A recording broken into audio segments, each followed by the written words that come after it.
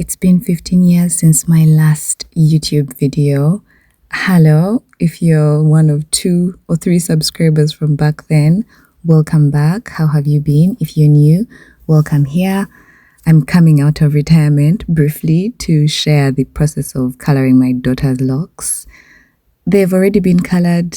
I didn't record that, but we want to change the color from this brown to a reddish pinkish hue, and I thought I'd bring you along. We've had these locks in for a year, and so I promised her color at the 1-year mark, and so I'm here to deliver. We've already colored them goldish brownish, and that's the color you see, and we've decided we're going to go darker with the red, but we did pick up 2 colors in case we wanted to mix the 2 and see what color it came up with. These are just box dyes we got from Chinatown. She was playing picky ponky as if she doesn't know what color we're going with, but yeah, we already knew we kind of wanted to go in the direction of red, and we have our winner. So to start off, we wanted to test a bit of the dye on her hair, see how it responds before we go full throttle with the entire head. So we mixed a bit of the processor and the dye.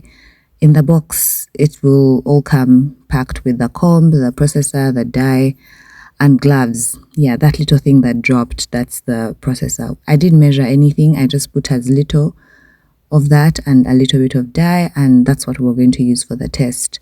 The plan was to test the locks in the back, because when we discussed this, she decided she would be comfortable if she had 3 reddish locks in the back that she didn't like. So if, say, we tested it and the color wasn't quite right, then it would still be okay for her. So we decided to test on 3 locks in the back and see how that turns out before doing the full head.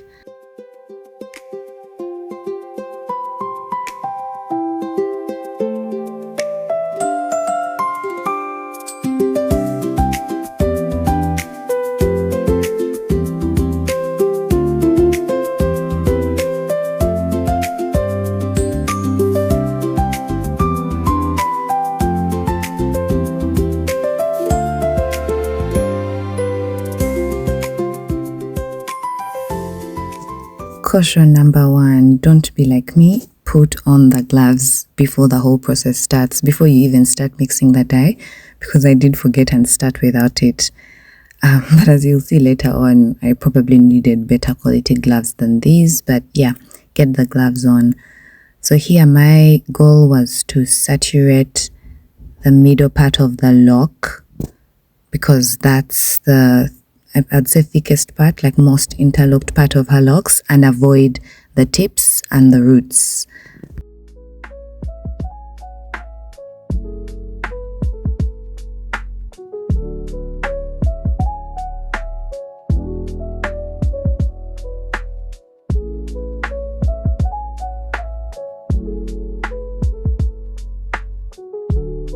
So I avoid the roots because I'm trying to avoid hot roots. That's the thing that happens when a lot of dye gets to the scalp and the younger part of your hair, and then it just kind of looks like there's a little fire coming out of your head.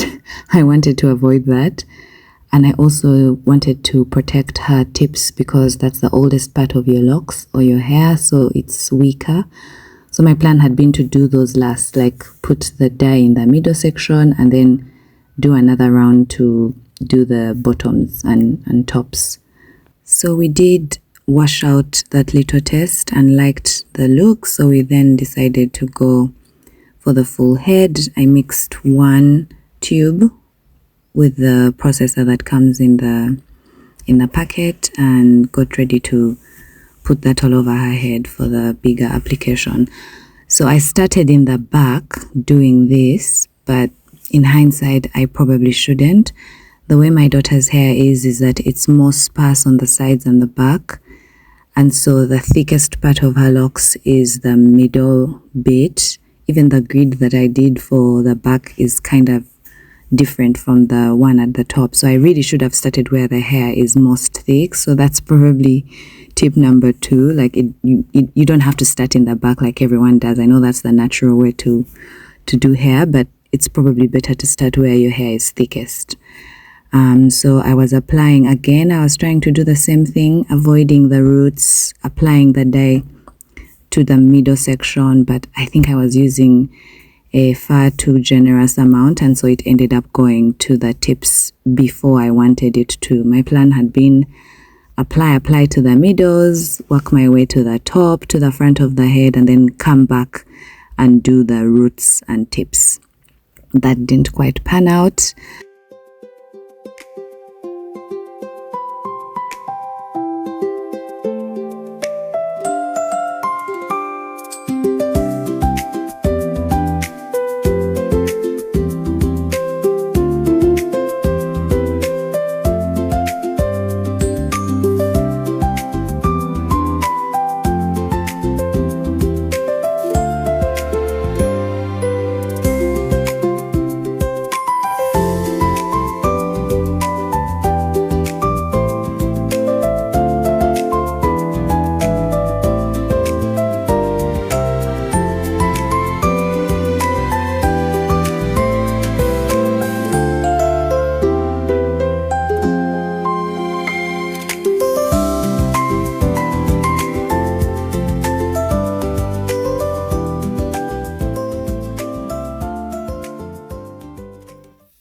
So I worked from the back to the top.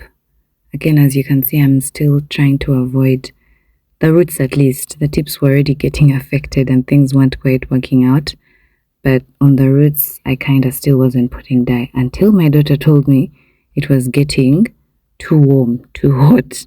So then I was doing both, applying the dye and blowing on her head to cool it, which is quite impractical. And so we stopped for a bit and got a fan in, and then resumed when we had the fan blowing her. And she said that was quite a nice sensation. Obviously, I wasn't going to survive applying dye and also cooling her off.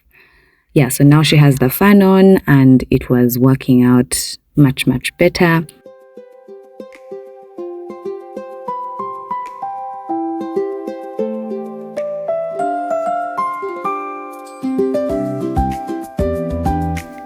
So I continued working from the back to the middle to the front, again trying to avoid the roots.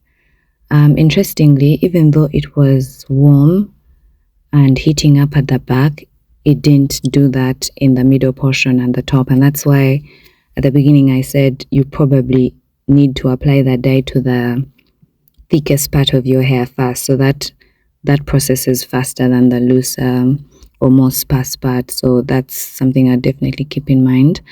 The front, again, the fronts are delicate. I also didn't do anything on her edges. Like I didn't apply that. I wanted to do that last, again, because it's a delicate part of her head, but also she has babyish locks at the front, like they're not as long as the other ones.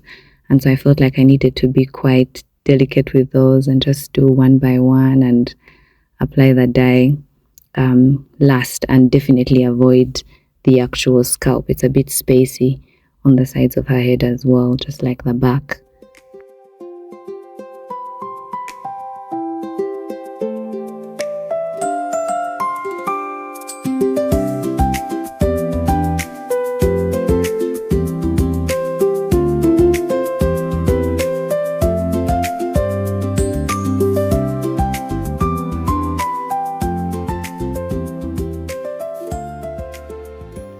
Once I'd done the whole head, including the delicate sides, I then was comfortable with going back and putting more color on the tips and the roots up in the whole head.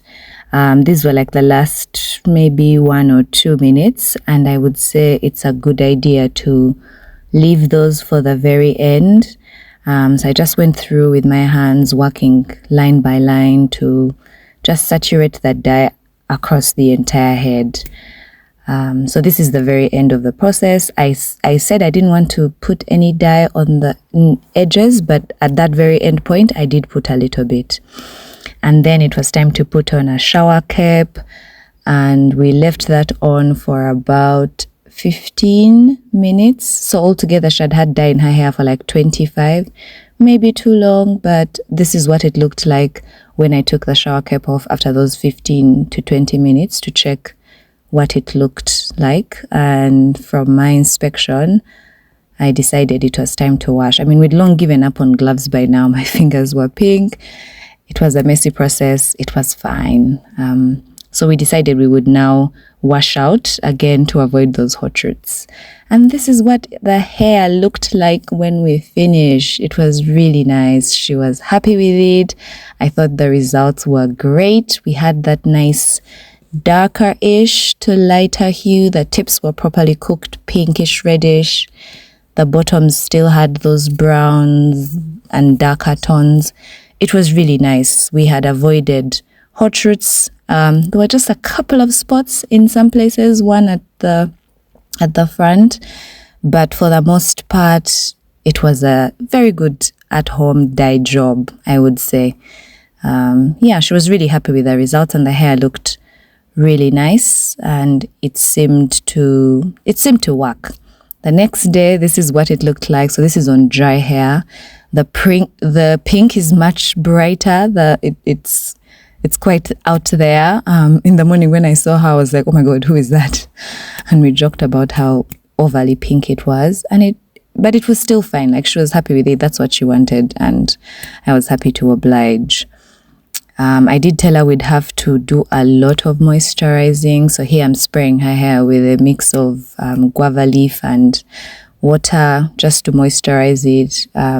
Yeah, color damages hair. So you have to do the most with moisturizing after. And she knew we had to keep doing this for a long time.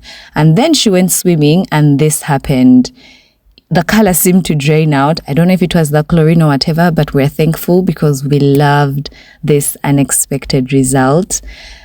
The only trouble here was that I could see that her ends were starting to unravel. I mean, these are 1-year-old locks that I started with a 2-strand twist, and they're still forming, but these ends, I'm a bit worried about them and have to think about how to fix this if possible. We'll work it out, but for the most part, on the color side, she's very happy. I'm happy with the results and she's enjoying them. Thanks for joining me. I promise it won't be another 15 years.